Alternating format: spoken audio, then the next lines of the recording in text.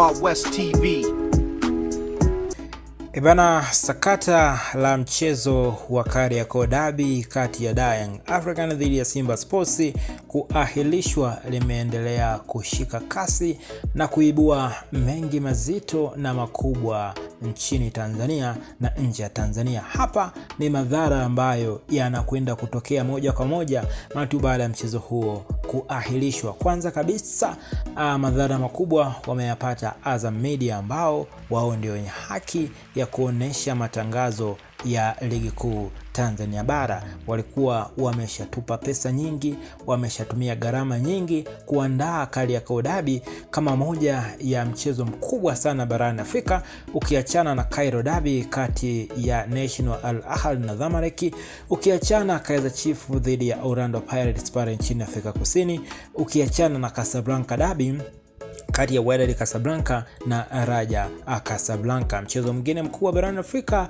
ni Simba Sports dhidi ya Young African ambao Azam wana haki ya kurusha mchezo huo. Kwa hiyo moja kwa moja Azam Media wamepata hasara kubwa sana kutokana na maandalizi makubwa waliyofanya, lakini mchezo haujafanyika. Lakini pia madhara mengine ni kwa wapenzi na mashabiki ambao tayari walikuwa wameshakata tiketi za mchezo huo, ambao mchezo mwingine uliokuwa na kwenda kutoa maamuzi ya nani anaendelea kuongeza gap la pointi au nani anaendelea kupunguza gap la pointi. Mfano, Simba angeshinda angekuwa na alama 57 kutoka 54, maana yake angeendelea kumsogelea kwa karibu zaidi Young African ambaye yeye ana alama 58, lakini Yanga angeshinda angekuwa na alama 61, kwa hiyo angekuwa ameshamwacha angalau pointi nyingi tu Simba katika eneo hilo la kuelekea kinyang'anyiro cha ubingwa.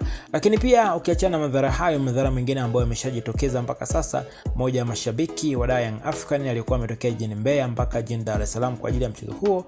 Baada ya mchezo kuahirishwa nje ya uwanja Benjamin Mkapa, kuna nyaya alizigusa zenye shoti ya umeme, akapigwa na shoti ya umeme, mwisho wa siku akapoteza maisha pale pale. Hayo ni baadhi tu ya madhara ambayo yameonekana.